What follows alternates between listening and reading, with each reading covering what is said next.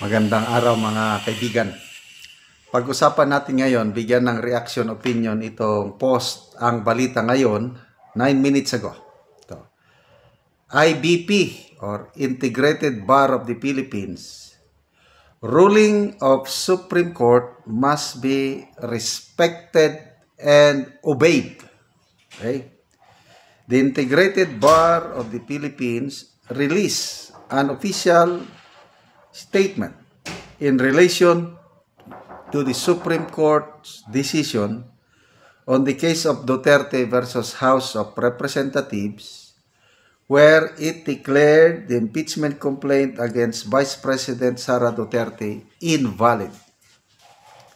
According to the IBP, the court's decision is not just a simple judicial review, but an assertion of the enduring architecture of a constitutional order where the limits of power, the role of its branch, and the responsibility in the process are clear. IBP recognizes Congress' unique power in initiating impeachment. However, it also insists part of the Supreme Court's duty to clarify constitutional matters even in sensitive or controversial contexts.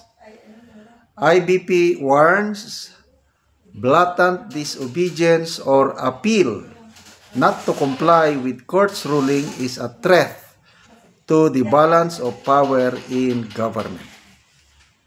Ito ang pahayag. If every disagreement with legal decisions become an invitation for disobedience, the law will disappear as the guide of power and he will become its victim.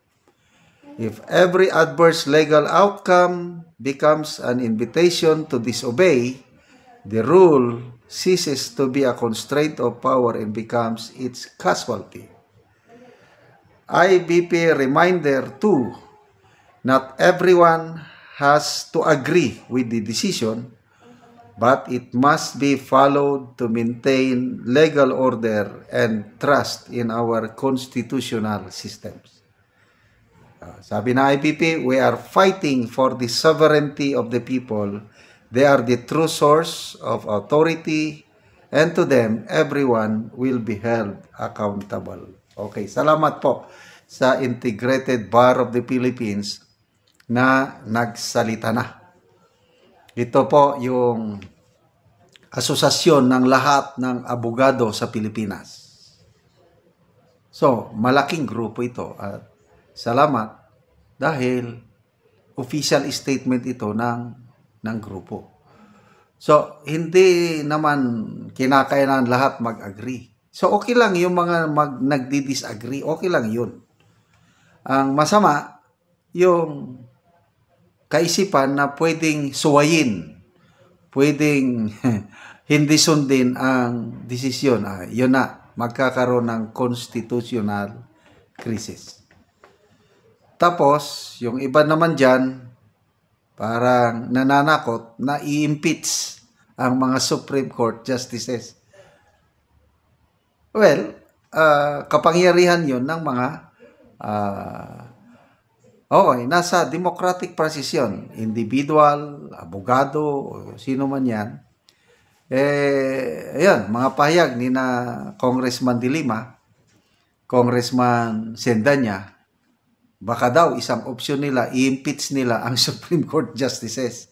So anong mangyari kung sakaling matuloy? So yung 13, i-impeach nila lahat. Anong mangyari sa ating Supreme Court? Di ba? So, magulo. So, ito, ang daming mga legal luminaries. Senator Soto, yung legal luminary niya, pwedeng isang tabi nyo lang yan. Pwedeng i-disregard ninyo. Naniwala naman yung isa. Kaya yun, pumirma sila ng resolusyon na hihiling sa Korte Suprema kung pwede pag-isipang maigi o i-reconsider yung decision. Tapos na yun eh. Ang pwede yung Kamara, yung mga House prosecutors, pwede yun. Mag-motion for reconsideration sila. 15 days after na na-promulgate yung decision, pwede. Kaya hanggang ngayon, wala pa namang motion for reconsideration na naisampa. Ang Senado natin, naka-schedule na ngayong August 6. Bubutuhan na nila.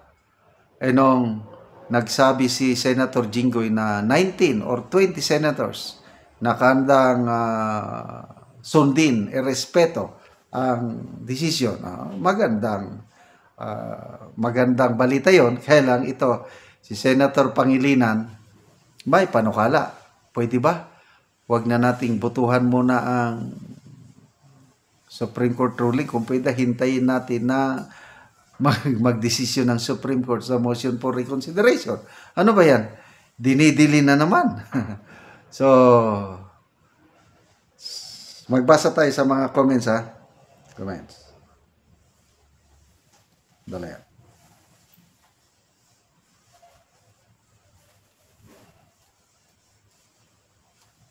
Pati si Senator Drilon, may babala para, huwag suwayin ang Korte Suprema.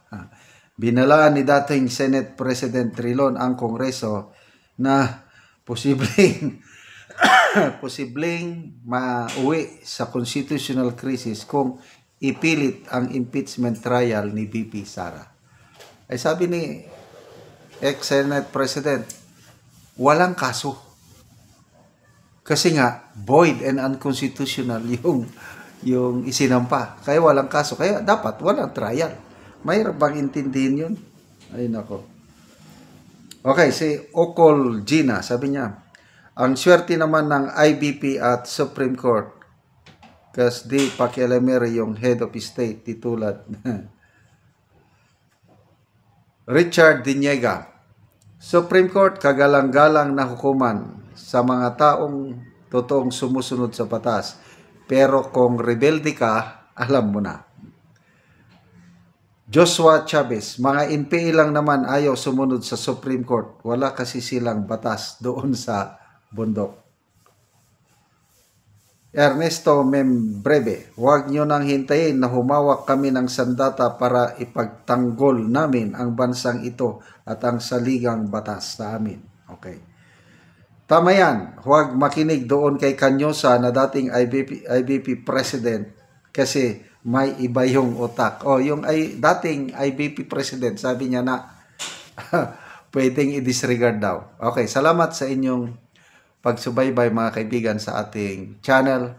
Nakakatulong kayo ng malaki sa Tribong Talandig ng Bukidnon dahil ang sweldo natin sa channel na ito, pantulong natin sa tribo. Namimigay tayo ngayon ng mga yero at pako para makapagpatayo naman ng mas maayos na tahanan ang Tribong Talandig. Panoorin niyo ang video na ito. Si Angkol ang natagaan og sin ug mag-atop na ni siya karon.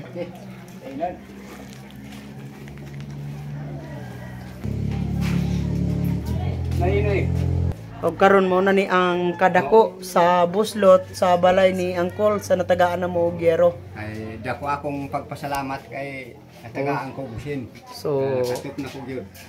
mga dagko na gid kayo ang buslot sa iyang yero. Magtantang na gid si Angkol sa yero kay mag-atop na siya.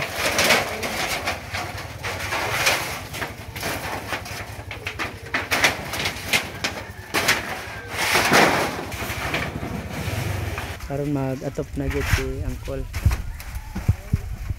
Ora pa. Awat.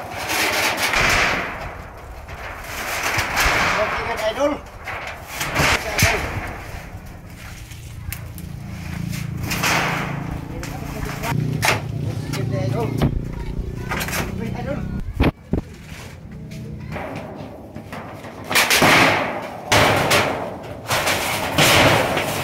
Katap lagi si idol.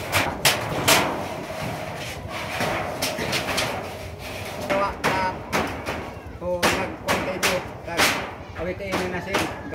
Karon naman na gid si Angkol sa pag-atop sa iyang balay.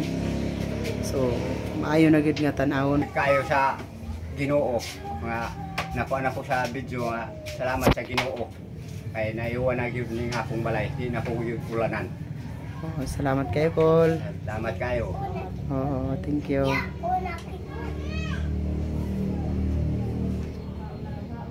Tagsin katop na tagyod. Mm-mm.